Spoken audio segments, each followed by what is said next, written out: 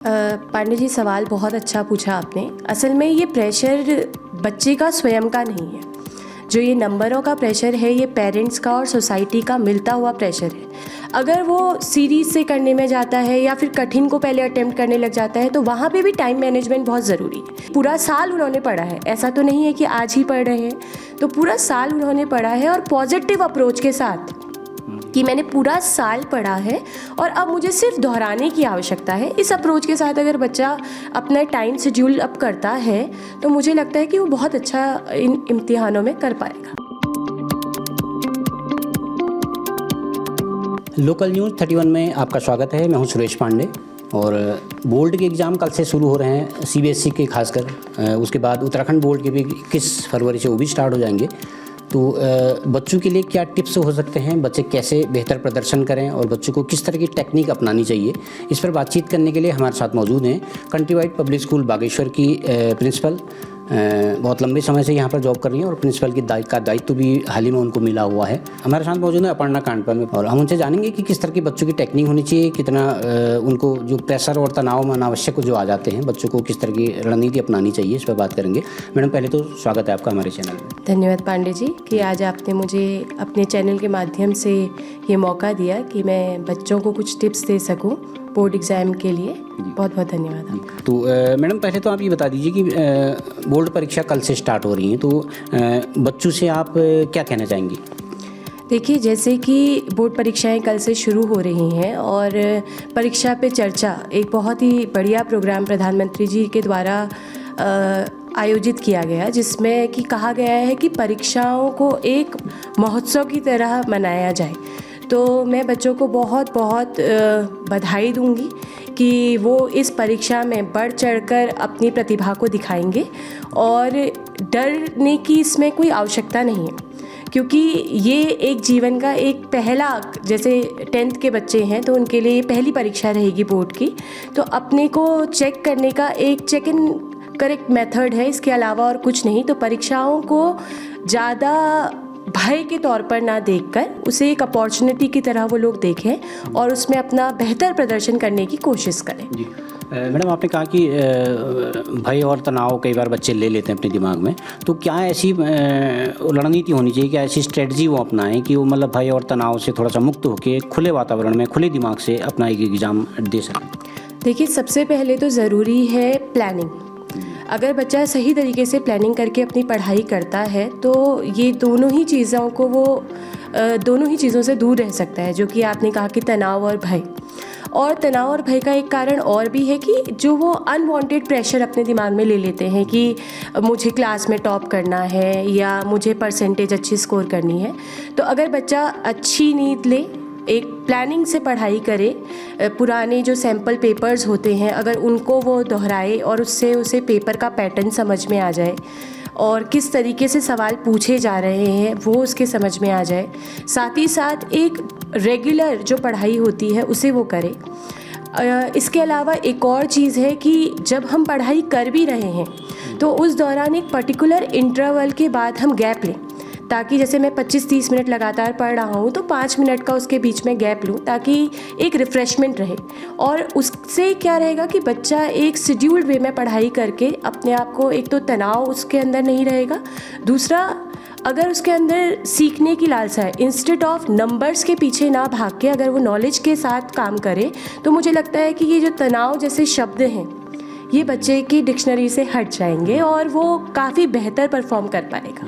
Ma'am, एक time management भी एक इम्पॉर्टेंट रोल अदा करता है, तो टाइम मैनेजमेंट किस तरह का शेड्यूल बच्चा अपने लिए बनाए, क्योंकि ये 10-15-20 दिन जो समय होता है तो बड़ा ही क्रूशियल होता है बच्चों के लिए। तो एक टाइम मैनेजमेंट कितना इंपॉर्टेंट रोल प्ले करता है इसमें? देखिए, टाइम मैनेजमेंट बहुत इंपॉर्टेंट रोल प्ले करता है, क्योंकि अगर आप समय का सदुपयोग नहीं करेंगे तो बहुत मुश्किल है, आप कितना भी पढ़ लीजिए, वो अगर आपको ये नहीं पता कि किस तरीके से कितना और कब पढ़ने की आवश्यकता है तो आप उतना जिस टारगेट को लेकर आप चल रहे हैं उसे अचीव नहीं कर पाएंगे। तो हर बच्चे को एक टाइम शेड्यूल डिज़ाइन करना चाहिए। उसके बाद उसे ये देखना भी बहुत ज़्यादा ज़रूरी है कि इसमें से कौन से ऐसे टॉपिक्स हैं जो मुझे अच्छी तरीके से आते हैं, जिनको मुझे सिर्फ रिवाइज़ करने की आवश्यकता है, और कौन से ऐसे टॉपिक्स हैं जिस पे मुझे और एफ़र्ट्स डालने की ज़रूरत है। तो बच्चा पहले उन टॉपिक्स को कवर अप कर ले जो उसको याद हैं, ताकि उसका जो टाइम मैनेजमेंट है वो उस अकॉर्डिंगली करे। साथ ही साथ हर चैप्टर का अपना एक वेटेज होता है, तो उसको मद्देनज़र रखते हुए भी अगर वो अपनी पढ़ाई करेगा, स्पेशली जब हम मार्क्स स्कोर करने की बात करते हैं, तो वो भी बहुत इम्पॉर्टेंट रोल प्ले करता है। तो ना ही सिर्फ पढ़ाई को लेके, लेकिन सुबह उठने से लेके रात को सोने तक का जो समय है, उन सभी चीज़ों पर उसे अपना ध्यान देने की बहुत ज़्यादा आवश्यकता है। क्योंकि कई बार बच्चे क्या करते हैं, ओवर थिंकिंग के तहत ना वो सो पाते हैं, ना ढंग से खा पाते हैं, और ना ही बिल्कुल ना पढ़ पाते हैं। तो ये बहुत ज़रूरी है कि पढ़ाई अपनी जगह ठीक है, क्योंकि पूरा साल उन्होंने पढ़ा है, ऐसा तो नहीं है कि आज ही पढ़ रहे हैं। तो पूरा साल उन्होंने पढ़ा है, और पॉजिटिव अप्रोच के साथ कि मैंने पूरा साल पढ़ा है और अब मुझे सिर्फ दोहराने की आवश्यकता है, इस अप्रोच के साथ अगर बच्चा अपना टाइम शेड्यूल अप करता है, तो मुझे लगता है कि वो बहुत अच्छा इन इम्तिहानों में कर पाएगा। जी, लर्निंग प्रोसेस पर हम जब बात करते हैं तो एक बच्चे के दिमाग में ये रहता है कि मुझे रटना है या रिवीजन करना है, या फिर चीज़ों को समझते हुए मतलब आंसर को समझना है या क्वेश्चन को समझना है, उस हिसाब से आंसर देना है। तो क्या आप सजेस्ट करेंगे बच्चों को? देखिए, जो CBSE के पेपर होते हैं वो ऐसा नहीं है कि सिर्फ मगिंग, जिसे आप रटना कह रहे हैं, सिर्फ रटने के माध्यम से किए जा सकते हैं, क्योंकि कॉन्सेप्चुअल लर्निंग बहुत ज़्यादा ज़रूरी है। चीज़ों को समझना बहुत ज़रूरी है, और आगे चलकर बच्चों ने जो कॉम्पिटिटिव एग्ज़ाम्स देने हैं उसमें अंडरस्टैंडिंग स्किल्स का बहुत ज़्यादा ज़रूरत है। तो रटना तो मैं नहीं कहूँगी, हाँ, जो सवाल रटने योग्य हैं उनको तो पढ़ना ही पड़ता है, उन्हें याद करना ही पड़ता है, जो कि बेसिक कॉन्सेप्ट्स हैं। लेकिन जो अंडरस्टैंडिंग और कॉन्सेप्चुअल लर्निंग है वो ज़्यादा ज़रूरी है।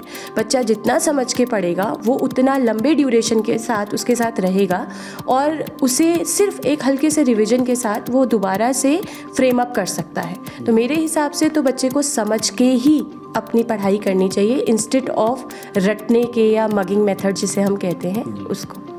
मैं भी कि जब बच्चे के हाथ में जब परीक्षा हॉल के भीतर जब उसके हाथ में जब प्रश्न पत्र आता है, तो कई बच्चों की थिंकिंग ये रहती है कि 8-10 क्वेश्चन तो मुझे फटाफट आ जा रहे हैं, ये तो आ रहे हैं, इनको मैं बाद में कर लूँगा, और जो कठिन वाले हैं मैं उनको पहले सोचता हूँ, समझता हूँ उसको कैसे हल करूँ।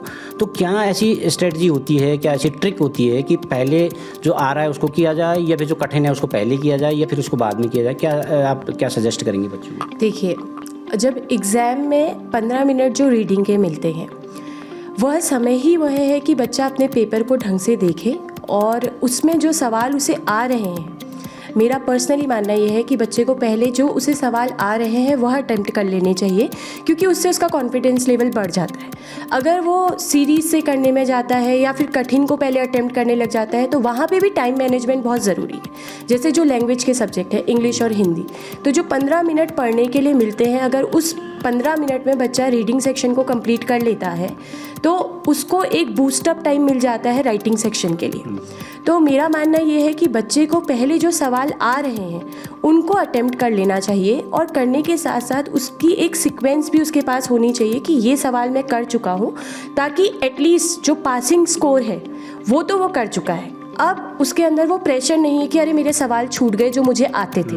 तो उसके बाद वो उन सवालों को करे जिसमें वो थोड़ा उसे लग रहा है कि मुझे समय लग सकता है या मुझे इसमें ज़्यादा सोचने की आवश्यकता है, उन सवालों को वो बाद में करे। पहले एटलीस्ट जो सवाल उसे अच्छी तरीके से आते हैं उनको अटेम्प्ट करे। साथ ही साथ लिखने का तरीका भी बहुत मायने रखता है कि वो सवाल किस तरीके से कॉपी में उतार रहा है। तो सही तरीके से हम कह सकते हैं कि जो हैंड राइटिंग है वो भी बहुत अहम भूमिका रोल प्ले करती है आपके एग्ज़ाम राइटिंग में। तो बच्चे को उस चीज़ का भी बहुत ध्यान रखने की ज़रूरत है कि मैं जब सवाल का उत्तर दे रहा हूँ तो जो राइटिंग है वो बहुत अच्छी तरीके से वो अपने उत्तरों को लिखे, और जो प्रॉपर गैपिंग है उसको भी वो मेंटेन करे। तो वो बहुत मायने रखता है। तो मेरे हिसाब से तो पहले बच्चे को जो सवाल आते हैं उनको करना चाहिए और उसके बाद उसे बाकी सवालों की तरफ जाना चाहिए। जी मैम, इन दिनों अब क्या है कि हाल के वर्षों में हमने देखा है कि नंबर्स का ज़माना है, अंकों का एक प्रेशर रहता है बच्चे में कि 90, 95, इस पर पेरेंट्स से भी, टीचर्स भी ये कहते हैं कि भाई आपसे तो बहुत उम्मीद है भाई बेटा, इतना करना ही आपको। तो ये नंबर्स के बारे में क्या कहना चाहेंगे, क्या सुझाव देना चाहिए, या इतनी इंपॉर्टेंट होते हैं कि कई बार बच्चे गलत स्टेप भी उठा लेते हैं आगे जाके जब उनके नंबर्स इतने नहीं आते हैं? तो क्या बच्चे से इतनी उम्मीद कर लेना, इतनी अपेक्षा कर लेना क्या ज़रूरी है क्या? पांडे जी, सवाल बहुत अच्छा पूछा आपने। असल में ये प्रेशर बच्चे का स्वयं का नहीं है। जो ये नंबरों का प्रेशर है, ये पेरेंट्स का और सोसाइटी का मिलता हुआ प्रेशर है, क्योंकि हम बीइंग अ पेरेंट कंपैरिजन करते हैं अपने बच्चे की दूसरे बच्चे से, और ये अनवांटेड प्रेशर हम बच्चे को देते हैं। वरना अगर हम देखें तो इम्पॉर्टेंट है बच्चे का इंटरेस्ट। अगर वो पासिंग नंबर भी लाता है और मान लीजिए मेरा बच्चा मैथ्स में बहुत अच्छा है और उसकी रुचि है मैथ्स में, तो बीइंग अ पेरेंट हमें ये समझना चाहिए कि बच्चे की जिस सब्जेक्ट में रुचि है उसमें उसे बढ़ावा दिया जाए, और नंबरों के माध्यम से हम किसी की नॉलेज को जो है काउंट नहीं कर सकते हैं।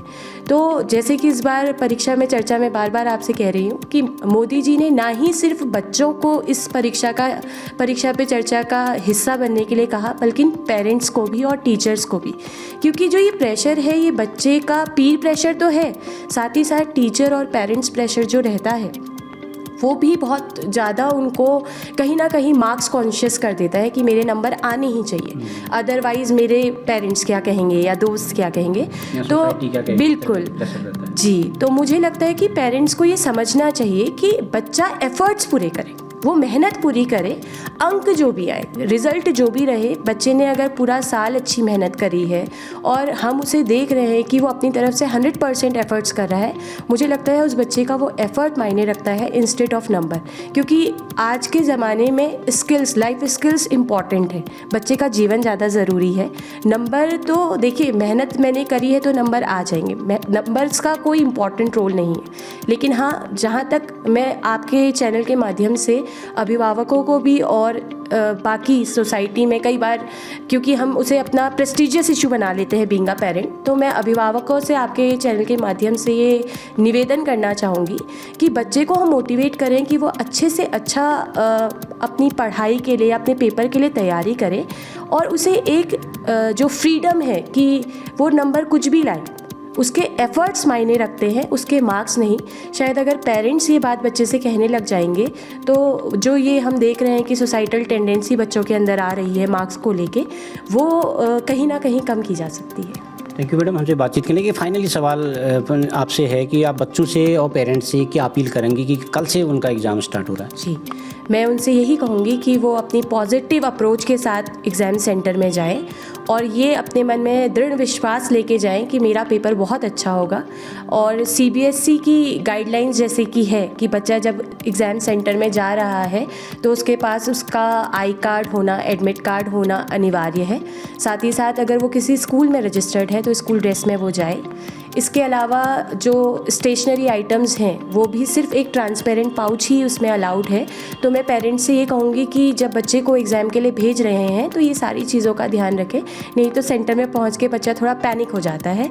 और सभी को मैं ऑल द वेरी बेस्ट कहना चाहूँगी और अपेक्षा करूँगी कि हमारे जनपद के बच्चे बहुत अच्छा इस इम्तिहान में परफॉर्म करेंगे और हमारे जनपद का नाम रोशन करेंगे। धन्यवाद। थैंक यू मैडम, व्यस्त समय में से आपने हमारे लिए बातचीत के लिए वक्त निकाला, इसके लिए बहुत बहुत धन्यवाद। धन्यवाद पांडे जी। तो आप थी हमारे साथ कंट्रीवाइड पब्लिक स्कूल बागेश्वर की प्रिंसिपल अपर्णा कांडपाल मैडम, जिनका स्पष्ट मानना है कि बच्चे तनाव न लें और भयभीत ना हों और एक टाइम मैनेजमेंट के साथ अपनी तैयारी को करें। उनका मानना है कि नंबर्स बहुत ज़्यादा इंपॉर्टेंट नहीं रखते हैं और आपका प्रयास बहुत मायने रखता है। अंग्रेजी में एक कहावत भी है कि success should be measured by the effort not result. तो इस बात को ध्यान में रखें कि सोसाइटी क्या कहती है या अड़ोस पड़ोस क्या कहता है। आप अपना 100% तैयारी रखें और पॉजिटिव अप्रोच के साथ परीक्षा देंगे तो निश्चित तौर पर आपको सफलता मिलेगी। लोकल न्यूज़ 31 के लिए मैं सुरेश पांडे।